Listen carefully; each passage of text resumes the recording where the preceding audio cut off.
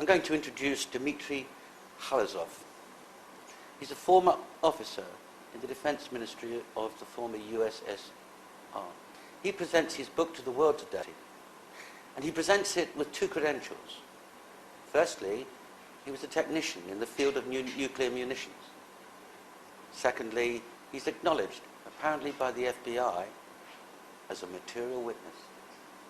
Dimitri, tell us something about yourself. Good morning. Okay, I was a commissioned officer at the 12th Chief Directorate of the Defense Ministry of the Soviet Union. And the 12th Chief Directorate was an organization responsible in the Soviet Union for nuclear testing and technical maintenance of the entire nuclear arsenal of the state.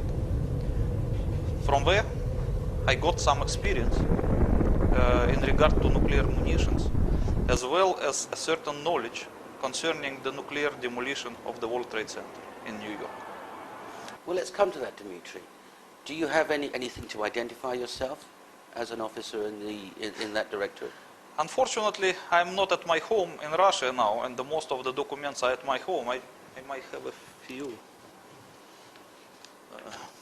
You know, one of my photographs, the color photograph in the military uniform, is in the book. And I have another couple of photographs. This is you in the uniform of the 12th Directorate. Okay, let me explain it to you. You know, the 12th Chief Directorate, because it's considered to be a nuclear arsenal of the state, they usually wore gunnery uniform, like artillery uniform, as being arsenal. But I used to serve in some smaller department of the 12th Chief Directorate, which they call Special Control Service. Otherwise, it's nuclear intelligence. And in that particular department, they wear aviation uniform. That's why my uniform is like a pilot uniform. You know, that this was tradition from the beginning of this service, because the first nuclear explosions, the first nuclear tests were in atmosphere. That's why the control service use airborne flying laboratories based on some cargo planes to fly and to collect data from atmospheric nuclear explosions. And since then they have the tradition of wearing the aviation uniform. So when the nuclear testing moved underground, they no longer need to use the flying laboratories, because they use some other means like seismic control. But the uniform is still remain. That's why it's an aviation uniform. So but it does not mean that I am a pilot. So this was a highly specialized unit? Yes, yes. It's not actually a unit, it's quite a big organization which has a lot of military units of its own. It's like a network.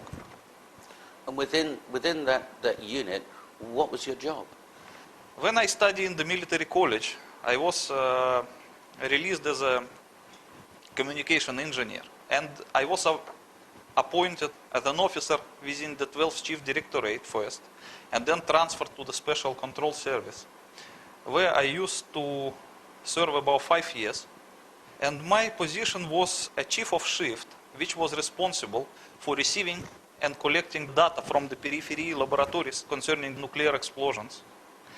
And my duty was just to, how to say it? I was like a chief of the shift. And my duty was to collect the things and to pass it to the operational officers, and to superiors. That's a very responsible position. Yes, it's a very responsible position, because all the, recognition of the nuclear test of the enemy of the USSR actually come through my hands. I was the chief. I understand. Where were you born? Let's talk about your early time. I was born in some small city near Moscow, about 40 kilometers from Moscow, named Golitsino. This city still exists. Mm-hmm. And when did you leave the service? At the present time? Yeah. I live in Bangkok, Thailand. No, when did you leave the service of the Soviet? I quitted this military service at 1992. at the time of the dissolution of the Soviet Union. So it means about the time when the Soviet army ceased to exist and it was recreated as a Russian army or Ukrainian army or whatever other armies. At that time I just decided to quit the military service whatsoever. Understood. But during that 5 years in that special unit, Yes. you're interfacing both with technicians exploding nuclear devices underground, and you're interfacing with senior officers with the data from those tests. Is that right? Yes, because the 12th Chief Directorate was the organization primarily responsible for nuclear testing of the Soviet Union. I knew a lot of officers who were involved in that, and I was friendly with many of them.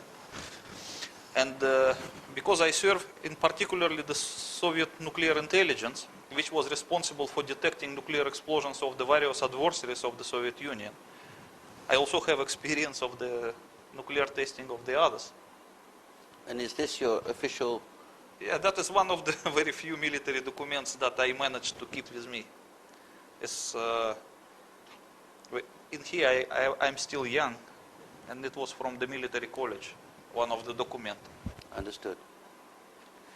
Thank you. You describe yourself in your book as a big fish in the story of September the 11th.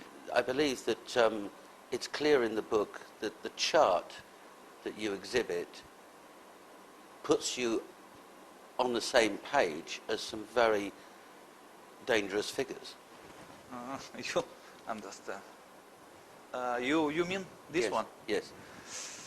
Well, Take us through the chart. you know, it would not be decent probably to say that I am a big fish. I'm not. But the American FBI believes so.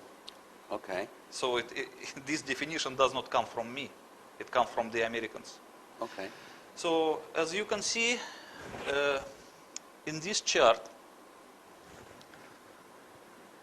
the Americans put me in the same line with notorious terrorists, the September 11 hijackers, the 2002 Bali bombers, like Mr. Hambali, with Mr. Hani Hamoir, who is accused of supplying the passports for the September 11 hijackers, and even with a certain Dr. Haji Mohammed Husseini. As you can see that I'm next to him in the same row, who in opinion of the American is the biggest fish in this network. And this document was prepared by the FBI for the Thai authorities. Yes, because the Americans attempted to obtain my extradition to America from Thailand in the 2003. Yes.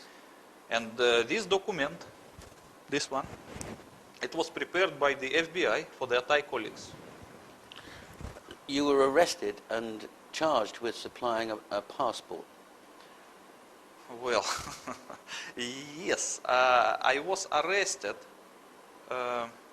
for the extradition request of the United States primarily. Right.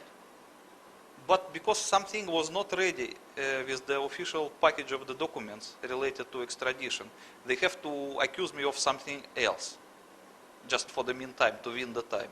Right. So they accused me of supplying the fake passport for Mr. Hambali, the chief Bali bomber and the chief of the Jemaya Islamiyah organization. Right. So, and that's a charge that you've always denied. Yes, of course. And you've never been convicted of No. any of them.